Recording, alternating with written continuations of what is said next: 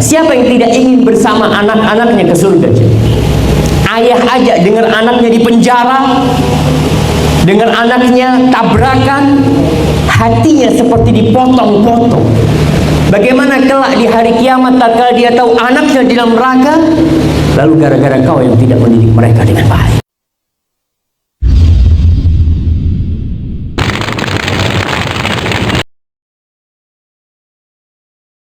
Assalamualaikum warahmatullahi wabarakatuh.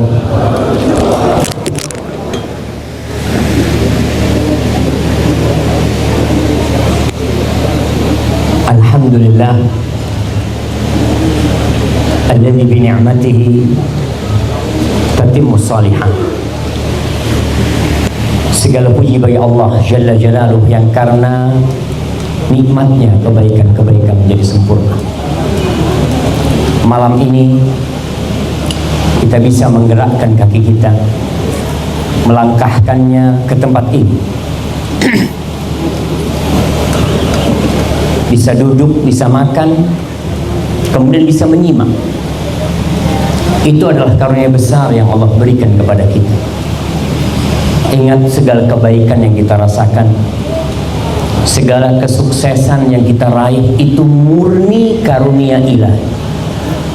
Bukan karena usaha kita, bukan karena ilmu kita, bukan karena kerja keras kita. Jangan sampai ada di antara kita yang seperti Qarun ketika meraih kesuksesan, lalu dia mengatakan innama utituhu ala ilmin indi. Aku bisa seperti ini, itu kan aku punya ilmu. Apa yang terjadi dengan dia? Fa khasafna bihi wa bidarihi. Dia bersama rumah dan kekayaannya ditelan bumi. Allah yang melakukan itu. Ketika seorang sombong dengan keberhasilan dan kesuksesannya, maka akhirnya kebinasaan yang dia rasakan. Allahumma salli wa sallim wazid wa barik wa an'im ala sayyidina wa maulana Muhammad wa ala alihi wa ashabihi ajma'in. Ya Allah, semoga salawatmu, salam, berkah dan nikmatmu senantiasa kau curahkan untuk hamba kekasihmu, untuk baginda Nabi kita Muhammad sallallahu alaihi wasallam, untuk manusia terbaik yang pernah menginjakkan kakinya di muka bumi ini, untuk manusia termulia yang mengajarkan kebaikan kepada umatnya. Jamaah, sebagian di antara kita mengaku umatnya Muhammad sallallahu alaihi wasallam, mengaku cinta kepada Nabi alaihi salatu wassalam, tapi ungkapan cinta mudah di lisan, tapi berat dalam membuktikan. Rasulullah sallallahu alaihi wasallam, beliau mengatakan kepada para sahabatnya, ana faratukum fil haud. Aku akan menanti kalian, aku akan lebih dulu sampai ke telaga, aku akan tunggu kalian di sana.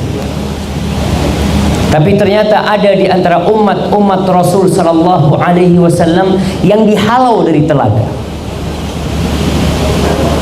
Ketika Nabi menanti umatnya sallallahu alaihi wasallam di telaga, belum lihat umatnya dari bekas wudhu mereka.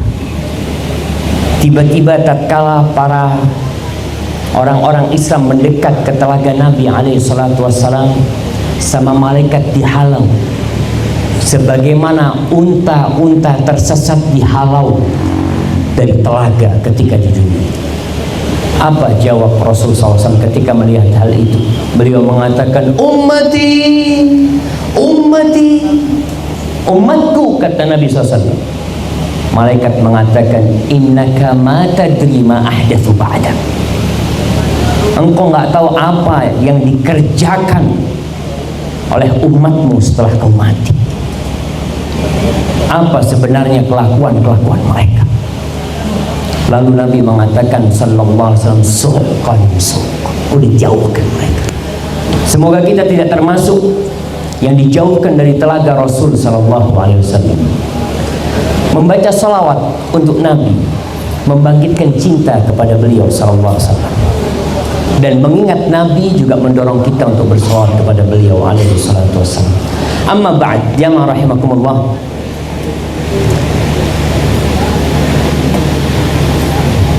Sejatinya Rasulullah sallallahu alaihi wasallam itu membenci tidur sebelum Isya dan samar setelah Isya. Beliau membenci orang yang tidur sebelum Isya, kadangkala Isyanya lewat. Orang yang samar ngobrol habis Isya, kadangkala waktunya nggak terbatas. Kapan akhirnya? Subuh. Kalau kita ngobrol ba'dal maghrib, ada Isya. Ngobrol ba'dal asar, ada maghrib. Ngobrol ba'dal zuhur, ada asar. Tapi ngobrol ba'dal Isya, kapan selesainya? Subuh. Makanya tidak sedikit orang tua dulu, Anda memperhatikan sebagian orang tua, mereka main gapli malam hari di rumah sohibnya, main coret-coretan atau main jepit itu mereka nggak tahu waktu. Sampai rumah semua anaknya sudah regut semua, harimnya sudah regut semua. Tapi malam ini kita akan ngobrol tidak panjang insya Allah, karena kalau habis makan itu ngantuk biasanya. Kalau terlalu panjang nanti ceramah ustadznya itu sebagai menemani tidurnya para jamaah. Anda tidak ingin itu. Tapi mudah-mudahan malam ini jadi malam yang berkah buat kita semua, buat calon pengantin dan keluarganya. Kenapa? Rasulullah sallallahu alaihi wasallam bersabda, "Man yuridillahu bihi khairan yufaqihu fiddin." Barang siapa yang Allah menghendaki kebaikan buat orang itu. Allah kalau mau kebaikan buat satu orang, apa yang Allah kasih? Dunia? Bukan. Allah tumpahkan rezekinya buat dia? Bukan. Allah bentangkan buat dia kenikmatan? La. Kata Rasul sallallahu alaihi wasallam, yufaqihu fiddin. Allah bikin orang itu faham agama, ngerti sama agama. Maka kita bersama harus paham. Insya Allah semua pada paham, apalagi yang sudah banyak makan dan garam dalam kehidupannya. Masya Allah, jazakallahu khair. Allah berbagi dunia kepada semua orang. Orang kafir Allah kasih dunia. Orang nggak pernah sholat, Masya Allah, kau lihat rumah dia, mobil dia, padahal nggak pernah dia menginjakkan kakinya di masjid. Kefasikan, kemaksiatan yang dia lakukan udah nggak bisa dihitung. Tapi Allah kasih dunia buat dia. Nah, dan ada orang yang bertakwa, Masya Allah, miskin, fakir, padahal tiap malam qiyamul lail. Kenapa jamaah? Rasulullah sallallahu alaihi wasallam mengatakan, Inna Allah yu'ti dunya man yuhibbu wa man la yuhibbu. Allah mengasih dunia kepada semua manusia. Yang Allah cintai Allah kasih dunia, yang Allah benci Allah kasih dunia. Ingat, dunia bukan ukuran cinta Allah, bukan ukuran kemuliaan hamba. La. Walakin la yu'til iman illa man yuhib. Tapi Allah tidak berbagi keimanan kecuali untuk orang-orang yang Allah cintai. Kalau kau suka ke masjid, maka kau boleh husnudzon, Allah cinta sama aku.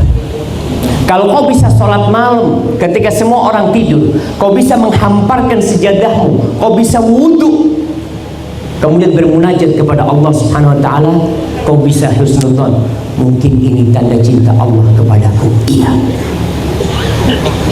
Karena Anda mendapati seorang masih kerabat dia. Pada waktu itu dia cerita, Syafiq, kata dia, ente tahu Allah tuh cinta sama Anda. Buktinya apa? Lihat, Anda punya usaha, sukses semuanya. Subhanallah. Itu pandangan orang-orang kafir. Di surat Al-Fajr Allah mengatakan, fa'ammal insanu idza mabtalahu rabbuhu fa'akramahu wa na'amahu fayaqul rabbi akraman. Adapun manusia, kalau Allah berikan kenikmatan kepada dia, Allah berikan kehormatan kepada dia, lalu dia mengatakan Rabbi akraman, Rabbku memuliakan aku. Wa amma idza mabtalahu faqadara alaihi rizqahu fayaqulu rabbi ahan.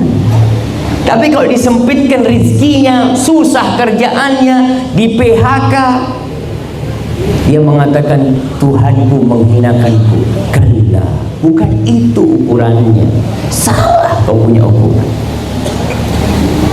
Di surah Al-Kahfi, yang kita dianjurkan untuk baca surat Al-Kahfi pada hari atau malam Jumat, Allah mengatakan, inna ja'alna ma 'alal ardi zinatan lah linabluwahum ayyuhum ahsanu amala. Kata Allah, kami menjadikan semua yang ada di muka bumi perhiasan. Kita sekarang berada di tempat yang Masya Allah indah sekali. Masya Allah, manusia terpana tatkala melihat yang seperti ini, melihat bangunan-bangunan yang indah, mobil-mobil yang mewah. Masya Allah. Untuk apa semua Allah ciptakan? Linabluwahum ayyuhum ahsanu amala. Kata Allah, untuk menguji siapa di antara mereka yang paling baik amalan. Lalu Allah jelaskan tentang nilai perhiasan dunia ini. Wa inna la ja'iluna ma 'alaiha sa'idan juruza. Kita akan jadikan semua yang ada di muka bumi, semuanya. Kau lihat gedung-gedung yang tinggi, rumahmu yang kau bangun, yang miliaran kau keluarkan, mobilmu yang kau kumpulkan, harta yang kau simpan, bagaimana nantinya kami akan jadikan semuanya itu debu yang halus berterbangan, jamaah. Semuanya akan hilang. Ma indakum yanfad wa ma indallahi baq. Yang ada di diri kalian itu akan hilang semuanya. Semuanya ini. Wa ma indallah baq. Tapi yang ada di sisi Allah itu yang akan kekal dan abadi. Sekarang apa yang kau persiapkan, jemaah, untuk yang kekal abadi? Ahibati fillah, malam ini anak akan berbicara tentang peran ayah dalam memasukkan anaknya ke dalam surga. Karena banyak orang tua yang bingung kalau anaknya tidak diterima di perguruan tinggi negeri, bingung kalau anaknya tidak dapat pekerjaan. Tapi kadangkala anaknya jauh dari pintu surga, ayahnya nggak bingung sama anak-anaknya. Sebagian orang tua berpikir tugas dia itu hanya cari fulus. Bapak hanya seperti mesin ATM, mengeluarkan fulus, kasihkan harimnya, kasihkan anaknya, sudah, tugas dia selesai. Tugas anak di luar rumah. Siapa yang bilang tugasmu di luar rumah? Rasulullah sallallahu alaihi wasallam mengatakan, kullukum ra'in wa kullukum mas'ulun an ra'iyati. Semua orang di antara kalian adalah pemimpin, dan semuanya akan dimintai pertanggungjawaban atas apa yang dia pimpin. Dan orang tua, bapak itu pemimpin di rumah. Dan jangan harap seorang ayah masuk surga, jangan harap kau masuk surga sendirian. Sebelum engkau dimintai pertanggungjawaban tentang istri dan anak-anak. Bagaimana peran seorang ayah dalam mengajak anaknya ke surga dan menjauhkan mereka dari api neraka? Peran ini bermula dari memilih pasangan hidup, jamaah. Engkau kalau memilih istri yang soleha, insya Allah separuh tugasmu udah selesai. Karena kau udah bawa ke rumahmu seorang wanita yang soleha. Tapi kalau ternyata yang kau bawa ke rumahmu seorang wanita yang cantik, seorang wanita terhormat yang kaya raya, maka tugasmu besar. Ingat dengan sabda Nabi alaihi salatu wassalam, man razaqahullahu imra'atan salihatan faqad istakmala nisfa dini. Barang siapa yang Allah kasih rizki istri yang soleha, separuh agamanya selesai. Falyattaqillah fi syatril baqi. Hendaklah dia bertakwa kepada Allah di setengahnya lagi. Karena dia sudah bawa ke rumahnya yang akan menjadi ibu dari anak-anaknya, yang akan menjadi penghibur dia dalam kesedihan, istri yang soleha. Kalau dia pilih itu selesai. Tapi apakah kita memilih istri yang soleha? Yang kadangkala kesolehan wanita itu bagi sebagian lelaki nomor sekian. Rasulullah SAW ketika mengatakan tungkahul mar'a li arba, wanita dinikahin karena 4 hal. Yang pertama li jamaliha, karena kecantikan. Yang kedua karena hartanya. Yang ketiga karena nasabnya. Yang keempat karena agamanya. Lalu apa kata beliau? Fadfar bidzatid din taribat yadak. Kau beruntunglah dapat yang agamanya baik, selamat kau. Tapi sebagian jamaah apa kata dia? Ustaz, kalau dinnya bermasalah insya Allah bisa diperbaiki Ustaz. Tapi kalau wajahnya bermasalah susah Ustaz, nggak bisa dipermak. Allah. Jamaah, wajah yang cantik itu berapa lama bertahan di rumah kita? Berapa lama antum melihat istri antum takjub, melihat istrinya datang dari dapur, Allahu Akbar? Nggak ada. Coba lihat harimnya tetangga lewat.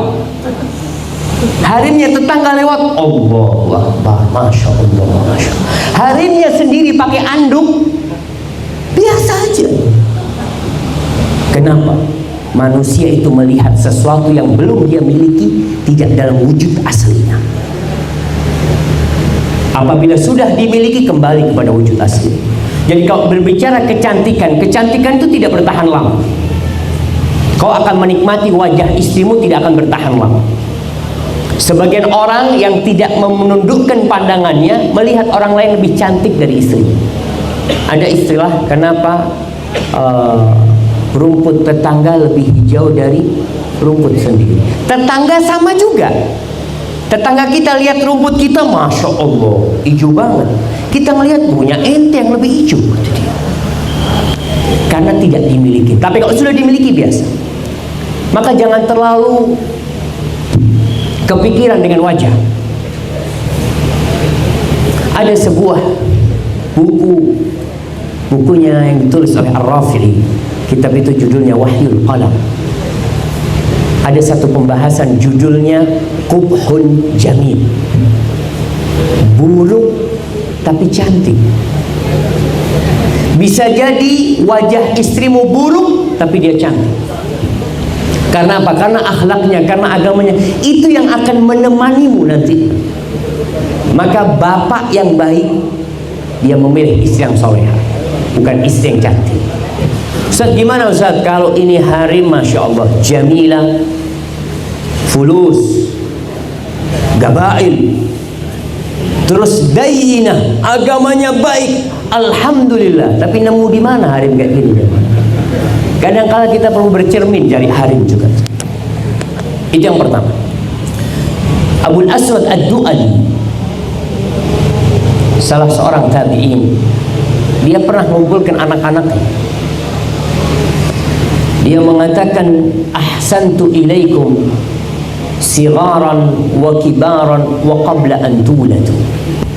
Wahai anak-anakku, nih Aba udah berbuat baik sama kalian semua ketika kalian kecil, ketika kalian besar, dan tatkala kalian belum dilahirkan. Anaknya bingung. Dia mengatakan, Aba, kalau bicara kau berbuat baik kepada kita tatkala kita kecil, nah, kita rasakan kebaikan. Ketika kita sudah dewasa kau berbuat baik, naam, kita rasakan kebaikanmu. Tapi bagaimana kau berbuat baik kepadaku, kepada kita semua, sedangkan kita belum dilahirkan? Apa kata abahnya? Ikhtartu lakum umman la tu'ayyaruna biha. Aku pilihkan buat kalian seorang ibu yang kalian tidak dicela dengan ibu itu. Subhanallah. Maka di situ peran ayah yang pertama dalam menyelamatkan anak-anaknya dari api neraka, mengajak mereka semuanya ke surga. Siapa yang tidak ingin bersama anak-anaknya ke surga? Ayah ajak, dengar anaknya di penjara, dengar anaknya tabrakan, hatinya seperti dipotong-potong. Bagaimana kelak di hari kiamat tatkala dia tahu anaknya di dalam neraka, lalu gara-gara kau yang tidak mendidik mereka dengan baik, gara-gara ibu buat anak-anak yang kau pilihkan yang baik. Baik, kemudian agar menjadikan rumah ini menjadi rumah yang kondusif buat pendidikan anak-anak, hendaklah seorang ayah itu menghargai istrinya. Kau harus tunjukkan bagaimana anak-anak melihat Abah ini cinta sama Umi, Abah ini sayang sama Umi. Jamaah rahimakumullah, cinta itu membuat segala sesuatu indah, dan cinta itu akan mewariskan ketentraman ke dalam anak-anak. Ketika melihat abahnya nggak pernah marah sama uminya, ketika dia harus marah sama uminya, dia tunggu anak-anak semuanya regut, atau dia panggil harimnya, Fulana, aku ada yang ingin aku omongkan sama kau. Panggil ke kamar. Nah, kau harus memberikan nasihat kepada istri yang melakukan kesalahan, tapi kau harus tunjukkan cinta di depan anak-anak. Sebagaimana seorang ibu harus menunjukkan penghormatan dia kepada suaminya, agar anak-anak menghormati bapak.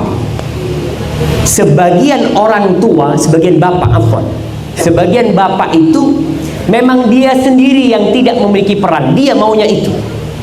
Dan sebagian ibu membantu hal itu. Sudahlah, kau nggak usah ngurusin bapakmu kerjanya cuma cari fulus. Ada sebagian orang tua yang sering disebut al-hadir al-ghaib, hadir tapi ghaib, ada di rumah tapi seperti nggak ada. Kenapa nggak ada? Ya nggak tahu. Dia punya kesibukan sehingga anak-anaknya tidak bisa bermain sama orang tua. Maka yang pertama, yang kedua tadi, tunjukkan cintamu kepada istrimu agar anak-anak terdidik dengan cinta dan kasih sayang. Yang ketiga, kau harus punya waktu untuk bersama anak-anak. Orang tua, apalagi anak-anak ketika umur 2 sampai 6 tahun, itu butuh banget dengan peran seorang ayah. Apa yang perlu kau lakukan? Kau duduk sama mereka, bermain sama mereka. Jangan dikasih HP anak. Sebagian orang tua nggak ingin anaknya mengganggu. Apa yang dilakukan? Dikasih HP. Wallah jamaah, HP ini anak nggak tahu, ada sihirnya mungkin. Anak umur 9 bulan nangis dikasih HP, diem. Dia lihat, subhanallah, dia pegang. Bapak-bapak nih, antum tahu salah satu orang terkaya di dunia, Bill Gates, pemilik Microsoft. Dia mengatakan, anakku sampai umur 14 tahun aku nggak kasih gadget. Sampai umur 14 tahun nggak dikasih. Ini orang kafir, jawab. Sedangkan banyak kaum muslimin anaknya 4 SD semuanya punya gadget. Bapaknya fulus, anak alhamdulillah punya rezeki Ustaz. Kenapa anak nggak bagi sama mereka demi kesenangan mereka? Mereka nggak butuh itu. Mereka butuh kau ada bersama mereka. Kau duduk bermain sama mereka, main petak umpet sama mereka. Mungkin seorang ketawa, masa Ustaz bapak main petak umpet? Mau main sama siapa anaknya? Anak-anak sekarang subhanallah yang sehat cuma jempolnya aja, karena jempolnya aja yang berlatih tiap hari. Kau main sama mereka, makan bersama mereka. Rasulullah Shallallahu Alaihi Wasallam, subhanallah, dulu ceritanya Walidi sama kira-kira, dia pesan sama anaknya, nggak boleh anaknya makan di luar, makan di rumah, bareng makan sama abah. Sekarang abah kadang-kala makan sendiri sini, makan di luar, anaknya nggak terurus, makan. Rasulullah SAW duduk makan bersama anak istrinya, bukan anak Nabi alaihissalam. Ketika itu anak beliau alaihissalam udah pada besar, udah pada nikah. Ketika beliau menikah dengan Ummu Salamah, beliau makan sama anaknya Ummu Salamah, makan bareng. Dan usahakan makannya satu nampan, bukan satu meja, satu nampan. Karena itu akan membelah semua sekat-sekat yang ada antara engkau sama anakmu. Kalau satu meja makan, apalagi orang kaya ini mejanya besar, satu di pojok, satu bisa. Ada yang mejanya bundel, jadi tinggal diputar makanan itu. Usahakan sekali-kali, kalau tidak tiap hari, kau makan satu nampan, makan di bawah. Bagaimana ketika kepalamu beradu dengan kepala anakmu? Bagaimana ketika engkau mendapatkan daging yang bagus, lalu kau katakan, nah, kau makan dari apa? Subhanallah. Itu yang dibutuhkan anak-anak dari seorang ayah. Kau udah jarang ketemu sama anakmu, lalu kau tidak mengkhususkan waktu untuk makan bersama mereka. Makan bersama mereka, duduk sama mereka, cerita sama mereka. Dan ini penting. Allah saja memerintahkan kepada Nabi SAW untuk bercerita, faksusil qasas. Kau cerita sama mereka. Dan anak-anak butuh cerita. Ya Ustaz, kan ibunya sudah cerita Ustaz. Iya, ibunya cerita, alhamdulillah. Kau sekali-kali duduk sebelum tidur, cerita sama mereka. Namun sekali lagi, banyak orang tua yang sampai rumah, anaknya sudah ribut semua. Ada orang tua yang tidak betah di rumah. Datang syukur, habis asar, maghrib udah keluar. Kapan balik? Nanti malam. Sudah ribut semua. Jangan. Rasulullah SAW kepada seorang sahabat yang dia menghabiskan waktunya untuk ibadah saja marah. Bukan untuk main-main nih sahabat. Untuk sholat, untuk baca Al-Quran, dipanggil sama Nabi SAW. Beliau mengatakan, inna li nafsika alaika haqqa wali ahlika alaika haqqa. Kau punya hak dan istrimu punya hak, keluargamu punya hak. Di akhir hadis beliau mengatakan, fa'ati kulladzi haqqin haqqah. Setiap orang punya hak, kasih hak. Dan ini kadang-kala orang tua tidak peduli, jemaah. Bagi ibu-ibu, jadikan rumahnya surga, sehingga sang suami betah di rumah. Ada rejal yang nggak betah di rumah karena memang komunikasi nggak baik sama istrinya. Dia mendapatkan surga di rumah sahib. Dia mendapatkan surga kadang-kala di tempat-tempat yang tidak baik, di kafe, di mana. Maka seorang istri bagaimana menjadikan rumahnya surga, sehingga suami di luar kepingin cepat pulang. Dengan cara apa? Ya insya Allah perempuan tahu dengan cara apa dia menjadikan rumahnya surga. Kemudian yang selanjutnya, orang tua perhatikan sholat. Sholat ini yang awal dihisab pada hari kiamat. Awwalu ma yuhasabu bihil abdu yaumil qiyamah as-sholat. Sholat yang pertama dihisab. Maka sejak kecil ajak anakmu sholat. Jangan disuruh. Disuruh itu mulai umur 7 tahun. Sebelum 7 tahun diajak. Diberdirikan di sebelahnya, bawa ke masjid. Ustaz, umur berapa anak dibawa ke masjid? Ya kau lihat, anak yang sudah tidak mengganggu, udah mulai faham, walaupun namanya anak kecil susah di masjid itu kadang-kala. Rasulullah SAW bayangkan, beliau bawa cucunya ke masjid. Beliau taruh cucunya Umamah, anaknya Zainab binti Abil As, itu ditaruh di pundaknya jemaah. Soli ini jadi imam beliau. Kira-kira kalau ada seorang ustadz jadi imam bawa anaknya, apa kata jamaah di masjid? Hadza harimnya kemana? Masa dibawa anak? Padahal seperti itu Nabi SAW ingin membiasakan anaknya melihat bagaimana orang sholat. Putri itu jamaah, bukan rejal. Yang dibawa sama Nabi itu Umamah, seorang wanita. Kalau Hasan dan Husain, subhanallah, bagaimana Hasan dan Husain bawa ke masjid. Pernah Nabi SAW sholat sujudnya kelamaan, Sampai para sahabat itu ada yang bangun, dilihat.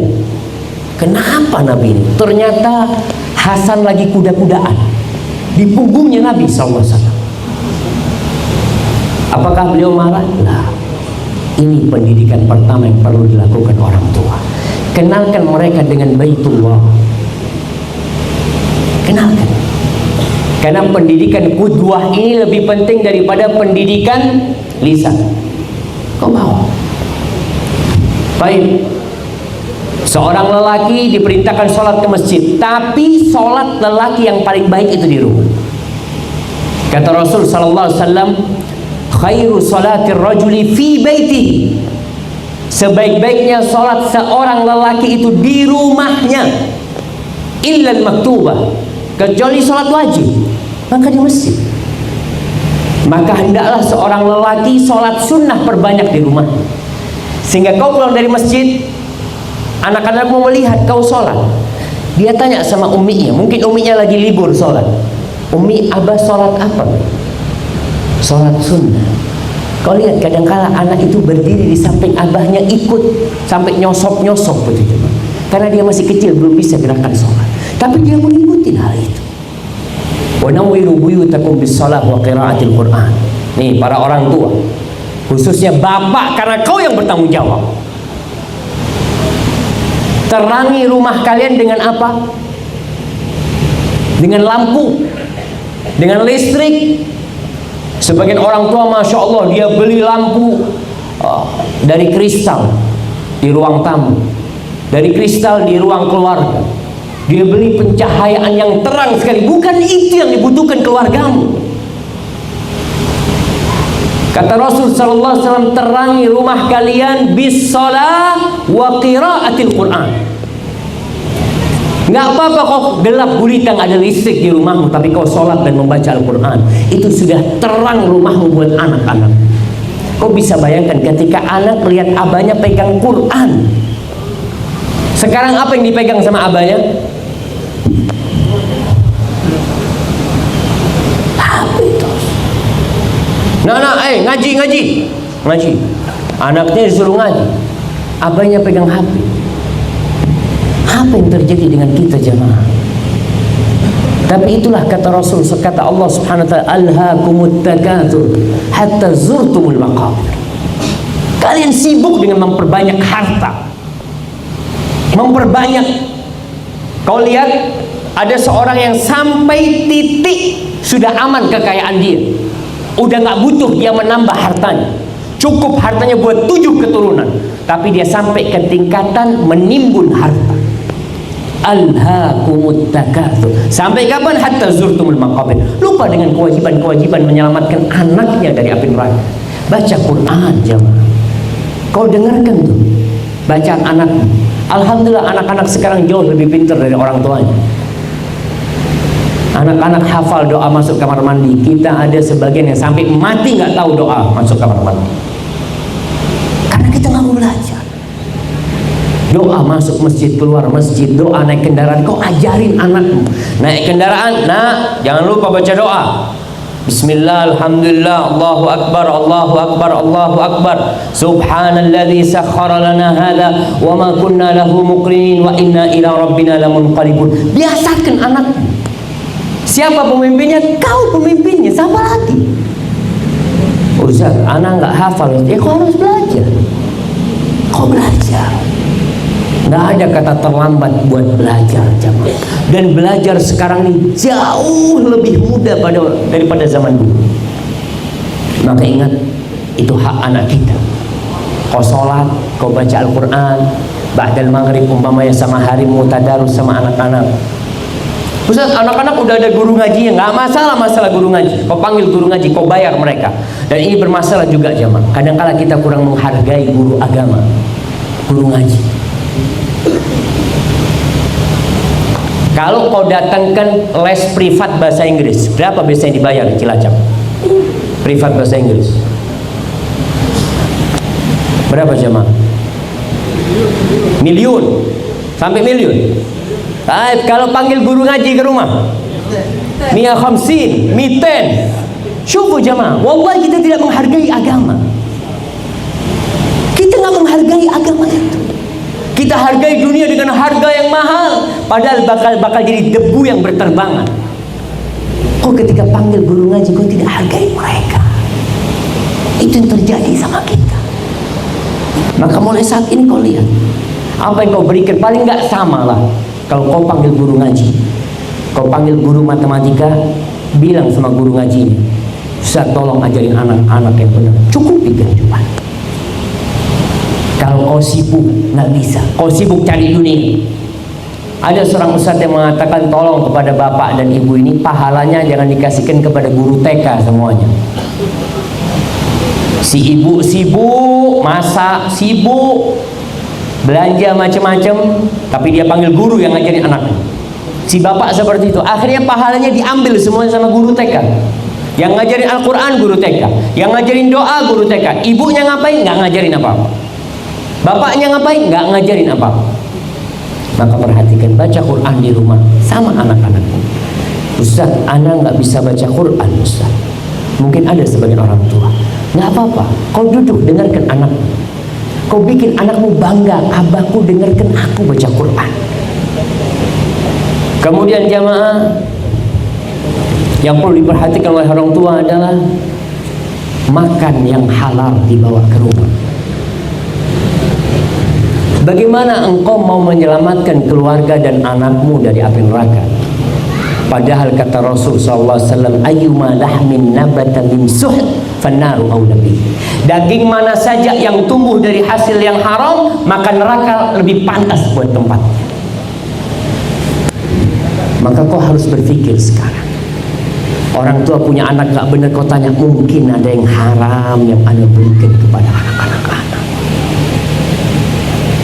Kau berdoa berulang kali nggak dikabulkan sama Allah. Salah satu penyebabnya makan yang haram. Innallaha thayyibun la yaqbalu illa thayyiban. Allah itu maha baik dan Allah tidak menerima kecuali yang baik. Kulu min thayyibati ma razaqnakum. Makan dari baik-baik yang kami rizkikan kepada kalian. Milih orang tua itu. Rizki milih. Karena ada orang yang mengatakan pokoknya yang ana dapat berarti itu rezeki ana. Iya, kalau nggak baik kau berikan kepada yang lain. Kau tahu itu halal, kau makan, kau bawa ke rumah. Kau tahu haram, syubhat, aduh janganlah, kau tinggalkan. Lalu Rasul SAW menyebutkan tentang kisah seorang yang dalam perjalanan panjang, dia angkat tangan berdoa mengatakan, Ya Rabb, yamuddu yadaihi ila sama, yaqulu Ya Rabb, Ya Rabb, wa mat'amuhu haram, wa mashrabuhu haram, wa ghudhiya bil haram, fa anna yustajabalah. Ini orang makanannya haram, minumnya haram, dikasih makan dari yang haram, gimana mau dikabulkan doanya? Dan satu, makan haram yang dianggap remeh oleh sebagian kita dan yang menyebabkan umat Islam hina, itu riba, jamaah. Riba. Pulang dari sini kau baca tuh surat Al-Baqarah 275, 273, 275, kesana kau baca. Bagaimana Allah ketika orang-orang jahiliyah, orang-orang kafir dikatakan riba itu haram, apa kata orang-orang kafir? Innamal bay'u mithlur riba. Inti itu jangan terlalu ekstrim lah urusan riba ini. Jual beli itu sama dengan riba. Samanya gimana? Kau lihat, kau punya uang 1 juta, kau beli gelas ini, lalu kau jual 1.300.000, boleh nggak? Boleh kan? Boleh nggak jamaah? 1 juta dapat 1.300.000, boleh. Sekarang Anda pinjemin fulan 1 juta, balikin 1.300.000, boleh nggak? Kan sama. Jamaah, boleh apa enggak? Kenapa nggak boleh? Masya Allah, karena itu riba. Allah mengatakan wa ahallallahu al-bai' wa harrama riba. Yang jual beli Allah halalkan, yang riba Allah haramkan. Asas jual beli itu cari keuntungan. Asas utang piutang itu membantu, bukan cari keuntungan. Makanya orang yang ngutangin orang lain itu dapat pahala sedekah. Jangan kau berharap keuntungan duniawi. Kalau kau mau cari keuntungan duniawi dari meminjamkan, maka akadnya beda lah bagi hasil kau. Kau dapat untung, kau dapat rugi kalau dia rugi. Wa ahallallahu al-bai'a wa harrama riba. Dan kita lihat sebagian orang dan banyak di antara kita yang punya prinsip, Ustadz kalau nggak riba nggak bisa usaha, nggak bisa sukses. Dari mana dapat modal? Wallahi jamaah, ini racun ya. Ketika engkau sudah mengatakan nggak bisa kecuali dengan riba, berarti salah aturan yang Allah bikin. Ketika Allah mengharamkan riba, dan kau tahu jangan main-main dengan dosa riba. Allah tuh mengumumkan perang kepada orang-orang yang makan riba. Allah mengatakan, ya ayyuhalladzina amanu taqullaha wa dharu ma baqiya minar riba in kuntum mu'minin. Wahai orang-orang yang beriman, bertakwalah kalian kepada Allah dan tinggalkan sisa-sisa riba. Jangan kau berikan kepada anakmu, jangan kau bikin bangun rumahmu, jangan kau bikin beli tempat tidur buat anakmu, baju buat anak-anakmu. Tinggalkan sisa-sisa riba. In kuntum mu'minin. Kata Allah, kalau kau beriman. Kalau kau nggak beriman, mau nggak fadl kau makan tuh riba. Fa in lam taf'alu. Kalau kau tidak melakukan itu, karena berat, karena kau merasa nggak mungkin, masa sekarang nggak pakai riba, nggak mungkin. Fa in lam taf'alu fa'dzanu biharbin minallahi wa rasulih. Maka diumumkan perang dari Allah dan Rasulnya buat kalian. Kenapa riba ini jamaah? Kok dosanya besar? Lebih besar dari zina? Iya. Karena kau meremehkan. Sebagian orang mengatakan, na'udzubillah minaz zina, mudah-mudahan anak keturunan anak diselamatkan dari zina, dijauhkan dari zina, na'udzubillah minaz zina. Tapi riba kau nggak pernah doa seperti itu. Rasulullah sallallahu alaihi wasallam mengatakan, ar-riba ithnan aw thalathu sab'una bab. Riba itu dosanya ada 73-72 pintu. Adnaha, yang paling ringan, misal ayati rajul ummah, seperti orang menzinai ibunya sendiri.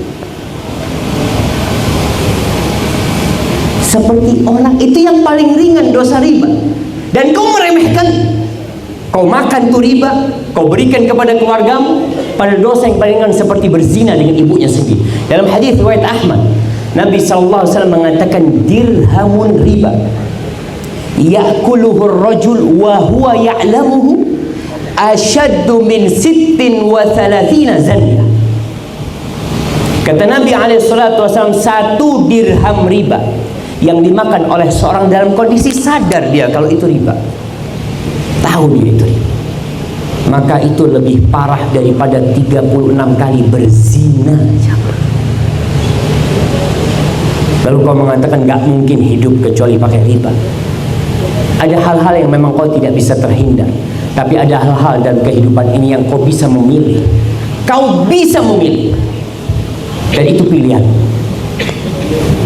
Maka jemaah, berkaitan dengan makan yang haram ini, itu berpengaruh kepada pendidikan anak kita, berpengaruh kepada kehidupan kita. Rumahmu jadi kacau, tidak harmonis, gara-gara yang kau bawa ke rumahmu adalah barang yang haram. Kemudian yang terakhir,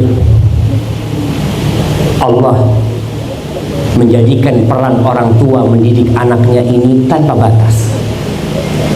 Artinya peran orang tua itu bukan dengan anaknya zuat, selesai peran orang tua, sudah zuat anak-anak, udah lepas tanggung jawab anak. Enggak, jemaah.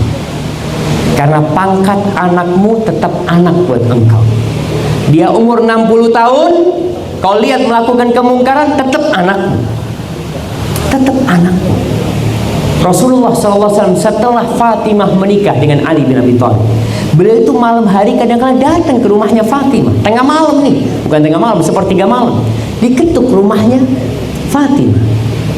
Ala tusalliyan, kalian nggak bangun sholat malam? Bayangkan ya. Jadi orang tua tidak berhenti perannya menjadi penanggung jawab. Mungkin berkurang iya karena sudah ada suaminya kalau anaknya putri. Tapi kalau anaknya laki, terus dia bertanggung jawab atas mereka.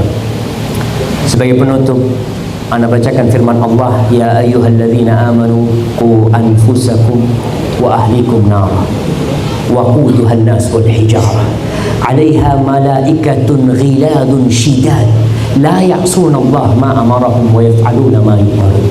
Kata Allah, wahai orang-orang yang beriman, ingat, panggilan ini hanya untuk yang beriman. Yang tidak beriman tutup kuping. Allah itu punya keinginan berbuat baik kepada hamba-hamba yang beriman. Di dalam Al-Quran itu insya Allah ada 89 kali Allah mengatakan ya ayyuhalladzina aman, ya ayyuhalladzina aman, dipanggil kita. Tapi banyak di antara kita yang belum melewatin hal itu. Kau baca di ayat ini Allah mengatakan, wahai orang-orang yang beriman, selamatkan diri kalian dan keluarga kalian dari apa? Dari kelaparan, dari kebodohan, dari buta baca, buta huruf, dari api neraka. Yang api neraka itu bahan bakarnya adalah manusia dan batu bara. Na'udzubillah min dzalik. Mudah-mudahan kita bisa mengambil peran kita. Dan peran ibu tidak bisa dipungkiri, ibu adalah madrasah pertama buat anak-anaknya. Hadza wa sallallahu ala nabiyina Muhammad wa ala alihi wasallam.